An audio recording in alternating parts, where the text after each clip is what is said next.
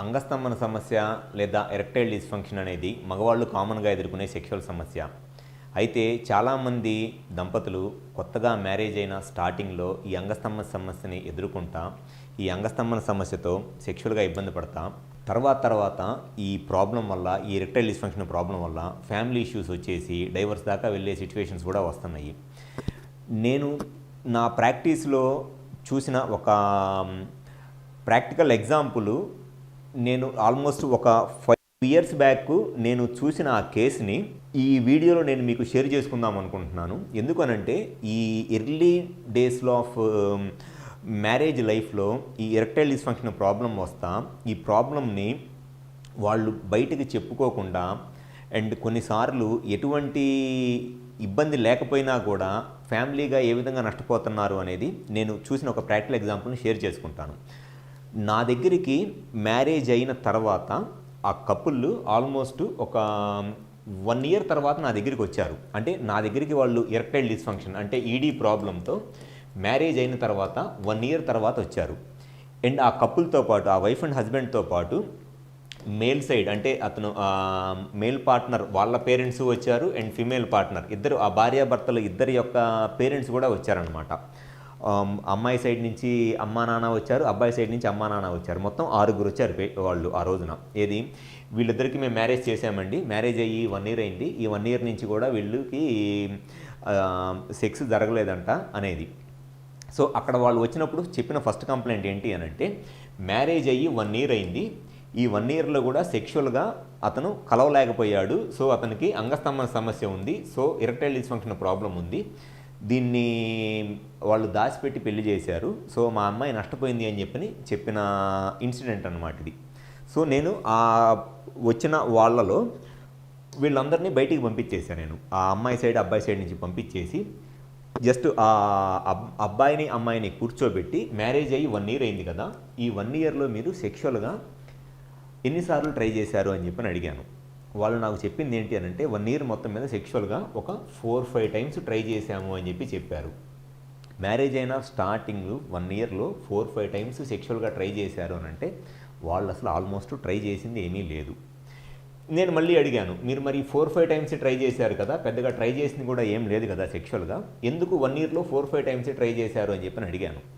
అడిగితే వాళ్ళు చెప్పిన ఆన్సర్ ఏంటి అని అంటే, అమ్మాయి ఏజ్ చిన్నది అండ్ అమ్మాయి కొంత భయపడుతుంది అండ్ దాంతోపాటు చదువుకుంటుంది, అందుకని చెప్పేసి తను ఇప్పుడే సెక్షువల్గా వద్దు అని చెప్పింది కాబట్టి ఆ అమ్మాయి మాటకి నేను వాల్యూ ఇచ్చి సెక్షువల్గా నేను కలవలేదు అని ఆ అబ్బాయి చెప్పాడు. ఆ అమ్మాయిని అడిగితే ఆ అమ్మాయి కూడా అదే మాట చెప్పింది, నేనే చెప్పాను అని. సో ఫస్ట్ 6-7 months వాళ్ళు సెక్షువల్గా ఒక్కసారి కూడా ట్రై చేసింది అయితే ఏమీ లేదు. ఫస్ట్ 6-7 months 6-7 months అయిపోయిన తర్వాత 8th monthలోనూ 9th monthలోనూ ట్రై చేయడం స్టార్ట్ చేశారు. అప్పుడు ఈ 4-5 times ట్రై చేసి అబ్బాయి ఎరెక్టైల్ డిస్ఫంక్షన్ ప్రాబ్లం ఉందని నా దగ్గరికి వచ్చారు. సో అక్కడ ఏమవుతుందంటే, ఓవరాల్గా మ్యారేజ్ అయ్యి 1 year అయింది, ఈ 1 yearలో ఒక్కసారి కూడా సెక్స్ చేయలేదు అనేది బయటికి ప్రొజెక్ట్ అయింది. నేను అబ్బాయి వాళ్ళ పేరెంట్స్ని అమ్మాయి వాళ్ళ పేరెంట్స్ని పిలిచి చెప్పాను ఇట్లా, ఇది మ్యారేజ్ అయ్యి మీరు 1 year అయింది, 1 yearలో సెక్షువల్గా కలవలేదు అంటున్నారు కదా, అసలు ఈ 1 yearలో వాళ్ళు ట్రై చేసిందే 4-5 times, అది కూడా ఫస్ట్ 6-7 months ఒక్కసారి కూడా ట్రై చేయలేదు. వాళ్ళు ట్రై చేస్తుంది లాస్ట్ 1 month 2 months నుంచి ట్రై చేస్తుంది, వాళ్ళు పెద్దగా ట్రై చేసింది కూడా ఏమీ లేదు అని. నాకు ఆ అమ్మాయి సైడ్ వాళ్ళ నుంచి చెప్పిన రెస్పాన్స్ వింటే అసలు ఆ అమ్మాయి సైడ్ వాళ్ళు ఏమన్నారంటే, పెద్దగా ట్రై చేసింది కూడా ఏమీ లేదు, మీ అమ్మాయే ఇట్లా ఇప్పుడే వద్దు, భయంగా ఉంది, లేకపోతే చదువుకుంటున్నానని చెప్తే ఆ అబ్బాయి దానికి వాల్యూ ఇచ్చేసి సెక్షువల్గా ట్రై చేయలేదు అని అంటే, ఆ అమ్మాయి వాళ్ళ ఫాదర్ అన్నది ఏంటి అని అంటే, నిజంగా ఆ అబ్బాయిలో కనుక మగతనం ఉంటే మా అమ్మాయి ఆగమంటే ఆగుతాడా అనే మాట అన్నాడు అతను. ఫస్ట్ అన్న మాట అతనే, ఏది మ్యారేజ్ అయ్యి 1 year అయింది, 1 yearలో ఫస్ట్ 6-7 months ఏం ట్రై చేయలేదు, నిజంగా ఆ అబ్బాయి సైడ్ నుంచి కనుక మగతనం ఉంటే మా అమ్మాయి ఆగమంటే మ్యారేజ్ అయిన తర్వాత 6-7 months ఆగుతాడా అనే మాట అన్నాడు అతను. దానికి నేనేం సమాధానం చెప్పలేకపోయా. అండ్ సెకండ్ అన్న మాట ఏంటి అని అంటే, అమ్మాయి సైడ్ నుంచే ఇట్లా భయము ఇట్లా అంటే మరి మాకెందుకు చెప్పలేదు, మరి అమ్మాయి సైడ్ నుంచే ఇట్లా వద్దు అంటుందని స్టార్టింగ్లో మాకైనా మరి చెప్పాలి కదా అనే మాట అన్నాడు. సో మ్యారేజ్ అయిన తర్వాత సెక్షువల్గా ఎప్పుడు కలవాలి ఏంటి అనేది ఆ కపుల్కి ఉండే ఒక వాళ్ళ ప్రైవసీ, అది వాళ్ళు దాని గురించి ఏమైనా డెసిషన్ తీసుకోవచ్చు. కానీ ఇక్కడ ఏమవుతుందంటే వాళ్ళు అసలు ట్రై చేసిందే ఏమీ లేదు, కానీ బయటికి ఎట్లా ప్రొజెక్ట్ అయిందంటే అతను 1 ఇయర్ నుంచి సెక్షువల్గా ఏం చేయలేదు అనేది. అండ్ సెకండ్ మాట వాళ్ళు అన్నది ఏంటి అని అంటే, అబ్బాయి సైడ్ నుంచి నిజంగా ప్రాబ్లం ఉంటే 6-7 మంత్స్ అమ్మాయి ఆగమంటే ఆగుతాడా అనే మాట. అండ్ ఇంకొకటి ఏంటంటే, స్టార్టింగ్లోనే ఏం చేయలేనివాడు ఇంకా రేపు అసలు ఇంకో 2 ఇయర్స్ తర్వాత ఏం చేస్తారని చెప్పి అంటున్నారు. ఫస్ట్ అన్న మాట ఏమో అబ్బాయి సైడ్ నుంచి కనుక ఏమీ ప్రాబ్లం లేకపోతే, అబ్బాయి సైడ్ నుంచి సెక్షువల్గా ఏమీ ప్రాబ్లం లేకపోతే అమ్మాయి ఆగమంటే 6-7 మంత్స్ ఆగుతాడా. అండ్ సెకండ్ వచ్చేసి అసలు స్టార్టింగ్లోనే సెక్స్ చేయలేనోడు, స్టార్టింగ్లో ఎవరైనా సరే రోజుకు 2-3 సార్లు సెక్స్లో కలుస్తారు, స్టార్టింగ్లోనే సెక్స్ చేయలేనోడు ఇంక రేపు అసలు ఏం సెక్స్ చేస్తాడు ఈ అబ్బాయి అని చెప్పని అంటున్నారు. నేను అతను యాక్చువల్గా నేను చెక్ చేసినప్పుడు అతనికి సెక్షువల్గా ఎరెక్టైల్ డిస్ఫంక్షన్ ప్రాబ్లం ఏమీ లేదు. ఫిజికల్గా నేను చెక్ చేసినప్పుడు ఎరెక్షన్ అంతా నార్మల్గానే ఉంది. కానీ ఆ అమ్మాయి వాళ్ళ సైడ్ నుంచి ఏంటి అని అంటే అతని మీద ఒక ఇంప్రెషన్ అనేది పడిపోయింది, అతను సెక్షువల్గా పనికిరాడు అని. సో ఇక్కడ నేను అమ్మాయిని బ్లేమ్ చేయట్లేదు, అబ్బాయిని బ్లేమ్ చేయట్లేదు. కానీ మీకు సెక్షువల్గా స్టార్టింగ్లో మ్యారేజ్ అయిన కొత్తల్లో మీరు టైం తీసుకోవాలి అనుకుంటే మీరు అది మీ ఇద్దరిలో డిస్కస్ చేసుకోవటం కాదు, మీ ఫ్యామిలీ మెంబర్స్కి చెప్పండి.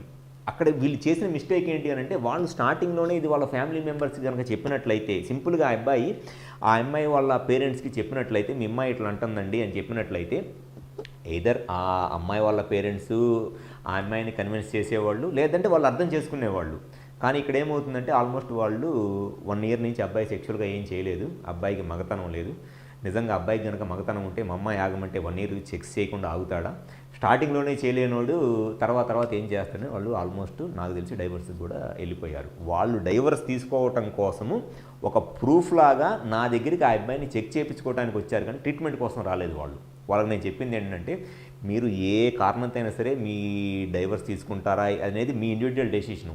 నేను ఇక్కడ ఉన్నది నేను ట్రీట్మెంట్ చేయడానికి ఉన్నా, అంతేగాని మీరు చేస్తున్న అలిగేషన్స్కి ఒక ప్రూఫ్ లాగా ఉండటానికి నేను ఉండట్లేదని చెప్పి పంపించేశాను.